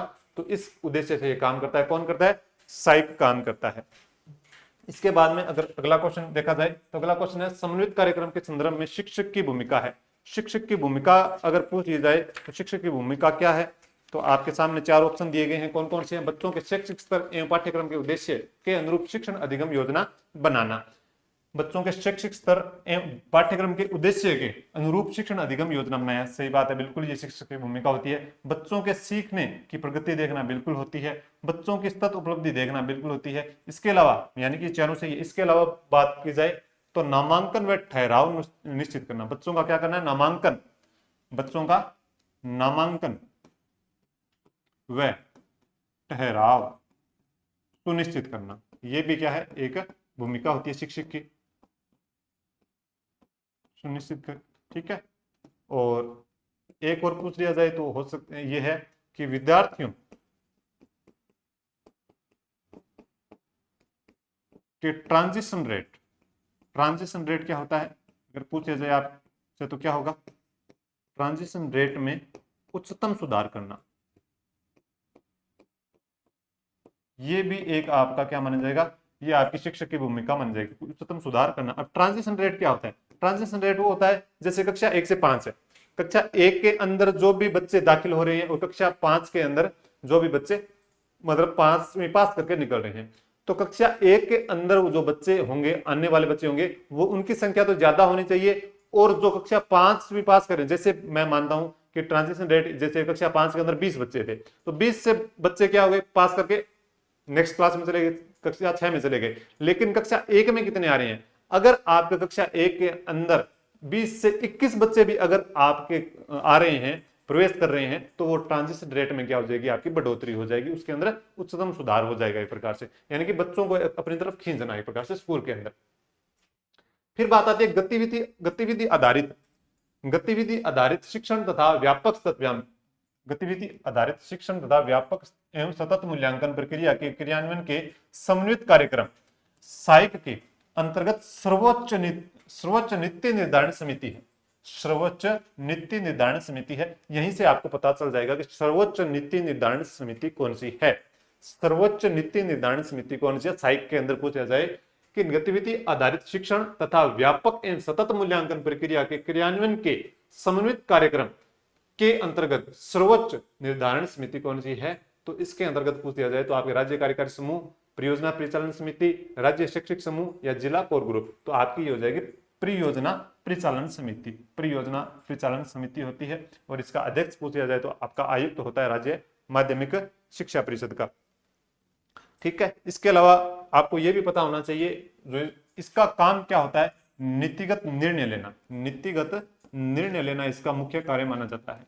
नीतिगत निर्णय लेना किसका, ये आपका परियोजना परिचालन समिति का नीतिगत निर्णय लेना इसका माना जाता है। कोई दिक्कत समस्या बताओ। राज्य कार्यकारी समूह का होता है आपका अतिरिक्त आयुक्त होता है, वो होता है। अगर पूछ लिया जाए कि इसका शैक्षिक समूह का कौन सा होता है, तो आपका निदेशक होता है आरएससीईआरटी का निदेशक क्या होता है, इसका अध्यक्ष होता है। ठीक है, ये कोई दिक्कत समस्या यहां तक मुझे नहीं लगती। आगे देखो, आगे है परियोजना परिचालन समिति साई का अध्यक्ष कौन होता है, अभी बताया मैंने, बताओ कौन सा होगा। अध्यक्ष पूछ रहा है किसका, परियोजना परिचालन समिति। परियोजना परिचालन समिति के बारे में क्या है, ये सर्वोच्च निर्धारण समिति है, सर्वोच्च नीति निर्धारण समिति है। नीति निर्धारण समिति आपको भी बताया था समिति है। और इसके अलावा आपको बताया कि नीतिगत निर्णय भी ये लेती है, नीतिगत निर्णय भी लेती है ये। अब इसका अध्यक्ष पूछा जाए तो कौन होगा, आयुक्त होगा जो राजस्थान माध्यमिक शिक्षा परिषद का, या अतिरिक्त आयुक्त होगा, या निदेशक होगा, या फिर उपयुक्त में से कोई नहीं। तो आपको पता है परियोजना परिचालन समिति, तो ये क्या है, सर्वोच्च समिति है, ये ध्यान रखने बात। तो आयुक्त होगा राजस्थान माध्यमिक शिक्षा परिषद का। अगर पूछा जाए अतिरिक्त आयुक्त किसका होगा, राज्य कार्यकारी समूह का होगा। अतिरिक्त आयुक्त होगा राज्य कार्यकारी समूह का अध्यक्ष होगा, राज्य कार्यकारी समूह का, राज्य कार्यकारी समूह का अध्यक्ष होता है। अगर पूछा जाए आपसे कि निदेशक किसका होता है, निदेशक होता है आपका राज्य शैक्षिक समूह का, शिक्षक समूह का। इसके अलावा जिला कोर ग्रुप भी आता है, जिला शैक्षिक समूह भी आता है, ये चीजें भी आती है, वो आपको पता होनी चाहिए। ठीक है, उनके अध्यक्ष के बारे में बात पूछ ली जाए, जिला कोर ग्रुप हो जाए चाहे जिला शैक्षिक समूह हो जाए, तो उनके जो अध्यक्ष होते हैं वो होते हैं प्रधानाचार्य। और प्रधानाचार्य वो किसके समकक्ष होते हैं, तो वो जिला शिक्षा अधिकारी के समकक्ष माने जाते हैं, यानी कि डीईओ के समकक्ष माने जाते हैं। आगे देखो, आगे है गतिविधि आधारित, कितने क्वेश्चन हो गए, हाँ लास्ट क्वेश्चन है ये। गतिविधि आधारित शिक्षण तथा सीसी के प्रक्रिया के सहायक कार्यक्रम के सफल संचालन हेतु गठित समितियों में से सही है, यानी सही। गतिविधि आधारित शिक्षण तथा सीसीई की प्रक्रिया के सहायक कार्यक्रम के सफल संचालन हेतु गठित समितियों में से सही है। अगर ये पूछ दिया जाए तो क्या होगा, परियोजना परिचालन समिति, सर्वोच्च नीति निर्धारण समिति। अभी बताया मैंने कि सर्वोच्च नीति निर्धारण समिति कौन सी है, तो आपकी परियोजना परिचालन समिति होगी। अगर पूछा जाए कि राज्य कार्यकारी समूह दिन प्रतिदिन की गतिविधियों का क्या किया जाता है, इसके अंदर प्रबंधन किया जाता है, या फिर जो भी ये नीति निर्धारण करती है कौन, परियोजना परिचालन समिति, तो इसका क्या करती है, ये इसका करती है क्रियान्वयन करने का काम कौन करता है, तो आपका राज्य कार्यकारी समूह करता है। राज्य कार्यकारी समूह क्या करता है, आपका क्रियान्वयन क्या करता है, सुनिश्चित करता है। क्रियान्वयन सुनिश्चित करने का काम कौन करता है, तो आपका राज्य कार्यकारी समूह करता है। और राज्य कार्यकारी समूह का अध्यक्ष कौन होता है, तो अतिरिक्त आयुक्त होता है राजस्थान माध्यमिक शिक्षा परिषद का, और आयुक्त किसका होता है, परियोजना परिचालन समिति का। राज्य शैक्षिक समूह क्या करता है, राज्य शैक्षिक समूह करता है शैक्षिक एवं तकनीकी मुद्दों के लिए सर्वोच्च निकाय है कौन, राज्य शैक्षिक समूह। यहाँ पे आपको स्टेट एकेडमिक ग्रुप भी लिखा हुआ मिल सकता है इंग्लिश के अंदर, आपको ये थोड़ा सा ध्यान रखना है। परियोजना परिचालन समिति आपकी सर्वोच्च नीति निर्धारण समिति होती है जो नीतिगत निर्णय लेती है। अगर उसके बाद में राज्य कार्यकारी समूह जो दिन प्रतिदिन की गतिविधियों का प्रबंधन करती है। इसके अलावा जो भी परियोजना परिचालन समिति मतलब नीतियों का निर्धारण करती है, उनको क्रियान्वयन करने का काम कौन करता है, तो राज्य कार्यकारी समूह करता है। कार्यकारी वर्किंग स्टेट वर्किंग ग्रुप आ जाएगा। राज्य शैक्षिक समूह के अंदर आ जाएगा आपका स्टेट जो एकेडमिक ग्रुप आ जाएगा, वो क्या करता है, शैक्षिक एवं, यहां पर क्या आ रहा है, एकेडमिक की बात आ रही है तो शिक्षा से संबंधित है, इस कारण से शैक्षिक एवं तकनीकी मुद्दों के लिए सर्वोच्च निकाय राज्य शैक्षिक समूह है। इसके अलावा बात की जाए तो थोड़ी सी मैं आपको बताता हूं, जिला कोर ग्रुप और जिला कोर ग्रुप। हाँ, जिला कोर ग्रुप आता है डिस्ट्रिक्ट कोर ग्रुप या डिस्ट्रिक्ट रिसोर्स ग्रुप। जिला कोर ग्रुप और जिला अकादमिक समूह, जिला अकादमिक समूह भी कह सकते हैं, जिला शैक्षिक समूह भी कह सकते हैं। एक आता है जिला कोर ग्रुप और एक होता है आपका जिला शैक्षिक समूह या अकादमिक ग्रुप भी कह सकते हैं, इसको शैक्षिक समूह भी कह सकते हैं, ग्रुप भी कह सकते हैं, कोई दिक्कत नहीं है। ठीक है, अगर इनके पूछा जाए अध्यक्ष कौन होते हैं, तो अध्यक्ष दोनों के कौन होते हैं, आपके प्रधानाचार्य होंगे, अलग अलग हैं लेकिन प्रधानाचार्य क्या होंगे, इसके अध्यक्ष होंगे प्रधानाचार्य, और इसके भी प्रधानाचार्य किसके समकक्ष होते हैं, ये प्रधानाचार्य होते हैं जिला शिक्षा अधिकारी के समकक्ष माने जाते हैं, जिला शिक्षा अधिकारी के समकक्ष माने जाते हैं। अब जिला कोर ग्रुप का काम क्या होता है, जिला स्तर पर जो भी काम करने हैं उनकी मॉनिटरिंग करने का काम कौन करता है, जिला कोर ग्रुप करता है। जिला स्तर पर होने वाले कार्यक्रमों की मॉनिटरिंग करने का काम कौन करता है, जिला कोर ग्रुप करता है। अगर वही बात की जाए जिला शैक्षिक समूह क्या करता है, जो आदर्श विद्यालयों की मॉनिटरिंग करता है, यानी कि जिले के अंदर जो भी आदर्श विद्यालय हैं उनकी मॉनिटरिंग करने का काम कौन करता है, तो आपका जिला शैक्षिक समूह करता है। ठीक है, इसके अलावा विषय आधारित कार्यशालाओं का अवलोकन, यानी कि विषय जो भी कार्यशालाएं हैं विषय से संबंधित उनकी जांच करना, अवलोकन करना भी कौन करता है, आपका जिला शैक्षिक समूह करता है। इसके अलावा बात की जाए तो कक्षा प्रक्रिया की समस्याओं, यानी कि कक्षा से संबंधित जो भी प्रक्रिया हो रही है उन समस्याओं का समाधान करने का कौन कर रहा है, तो जिला शैक्षिक समूह। यहाँ पर तो जिला स्तर पर जो भी कार्यक्रम हो रहे हैं, जिला स्तर पर जो भी कार्यक्रम हो रहे हैं वो सारे के सारे कोर ग्रुप करेगा। लेकिन जो भी स्टडी से रिलेटेड है, आदर्श विद्यालयों से रिलेटेड है, तो विद्यालयों से रिलेटेड जो भी चीजें आ जाएगी आपकी शैक्षिक समूह से संबंधित आ जाएगी। तो इनके अध्यक्ष माने जाते हैं प्रधानाचार्य, जो किसके समकक्ष माने जाते हैं, आपको पता होना चाहिए डीईओ यानी जिला शिक्षा अधिकारी के समकक्ष माने जाएंगे। डीईओ जिला अधिकारी, जिला शिक्षा अधिकारी के समकक्ष माने जाएंगे। कोई दिक्कत समस्या यहां तक हो तो बताओ, कोई चिंता दुख दर्द। ये अपनी क्लास कंप्लीट होती है और उसके फिर बता देता हूँ 1 जून को होने वाली है परीक्षा, स्कूल व्याख्याता प्रतिभा खोज परीक्षा, जो आपको इन शहरों के अंदर देखने को मिलेगी। और आपके लगभग मेरे हिसाब से टेलीग्राम पर वो सूचना दे दी गई है कि कौन से आपके सेंटर होंगे, जगह का नाम भी बता दिया गया, जो सेंटर हैं जैसे स्कूल हो गया, कोई कॉलेज हो गया, तो वो आपके वहां पे बता दिए गए हैं। तो ये सारी चीजें होगी। रजिस्ट्रेशन चल रहा है, कहाँ पे चल रहा है, तो एनडीसी क्लासेस का अपना जो ऐप है वहां पे रजिस्ट्रेशन चल रहा है, और जाकर आपने क्या करना है, रजिस्ट्रेशन करना है। मात्र 100 रुपए के अंदर हो रहा है, जिसके अंदर आपको दोनों पेपर प्रोवाइड करवाए जाएंगे। आप इस सेशन से जुड़े, इसके लिए आपका बहुत बहुत धन्यवाद। और इस पेपर को ज्यादा से ज्यादा शेयर करें अपने साथियों तक।